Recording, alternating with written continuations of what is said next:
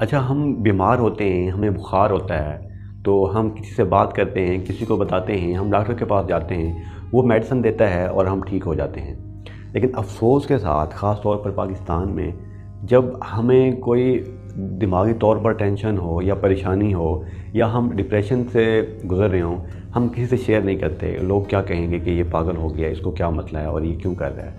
اور افسوس کے ساتھ ہمارے ارد گرد پائے جانے والے لوگ بھی اس چیز کو سپورٹ نہیں کرتے۔ اگر کسی کو کوئی مسئلہ ہو جاتا ہے، اس کو سپورٹ نہیں کیا جاتا، اس کو گائیڈ بھی نہیں کیا جاتا، اور لوگ ڈاکٹر کے پاس جانے سے بھی گھبراتے ہیں کہ ڈاکٹر کیا کہیں گے، لوگ کیا کہیں گے کہ یہ پاگل ہے، یہ اپنے دماغ کا علاج کروانے گیا ہوا ہے۔ لیکن اس کنسیپٹ کو ہم نے تبدیل کرنا ہے۔ اکثر لوگ خود کو اکیلا محسوس کرتے ہیں اور خود کو پریشانی میں مبتلا کر لیتے ہیں۔ ان کو لگتا ہے کہ وہ ڈپریس ہیں۔ ان کو نہیں پتہ ہوتا کہ ڈپریشن کی کیا علامات ہیں۔ تو آج ہم ڈسکس کریں گے ڈپریشن کی کیا علامات ہیں۔ اگر کسی کو ہو تو وہ خود کو کیسے محسوس کر سکتا ہے کہ وہ ڈپریشن کی سٹیٹ سے گزر رہا ہے۔ جو پہلی علامت ہے ڈپریشن، وہ ہے فوکس کا نہ ہونا۔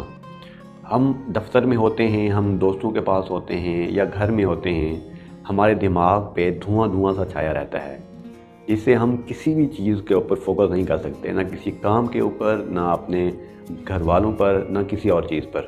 جب یہ دھواں دھواں سا رہتا ہے تو یہ اگر ہفتے سے زیادہ آپ کی یہی کیفیت رہتی ہے تو زیادہ تر امید یہی ہے کہ آپ ڈپریشن میں ہیں۔ اس کا ہرگز مطلب یہ نہیں کہ آپ ڈپریشن میں ہیں۔ سم ٹائم ایسا بھی ہوتا ہے کہ وقتی طور پر انسان کا مائنڈ فوکس نہیں کر پا رہا ہوتا اور اس کے مائنڈ میں دھواں دھواں سا ہوتا ہے۔ اگر یہ کچھ دیر تک ایسے چلتا رہے تو یقیناً یہ ایک علامت ڈپریشن کی علامت سمجھی جاتی ہے۔ دوسری علامت وہ ہے غیر واضح درد کا ہونا۔ انسان کے جسم میں، انسان کے اندر ایک غیر محسوس سا اور ایک غیر واضح سا درد اٹھتا ہے۔ انسان کو ہلکا ہلکا درد ہوتا ہے اور انسان پریشانی کی حالت میں رہتا ہے اور اس کو ہلکا ہلکا محسوس کرتا ہے۔ اس کو نہیں پتہ ہوتا کہ اس کے پیچھے کیا وجہ ہے۔ تو یہ بھی ایک علامت ہے۔ تیسری علامت جو کہ ڈپریشن میں عام طور پر محسوس ہوتی ہے وہ ہے یا تو ہم بہت زیادہ سوتے ہیں ڈپریشن میں یا ہمیں نیند نہیں آتی۔ یہ بھی ایک علامت ہے۔ اگر آپ کو ایک ہفتے سے زیادہ بہت زیادہ نیند آ رہی ہو اور یا ایک ہفتے سے زیادہ آپ کو نیند میں خلل پیدا ہو رہا ہو، آپ کو نیند نہ آ رہی ہو، یہ بھی ایک علامت ہوتی ہے ڈپریشن کی۔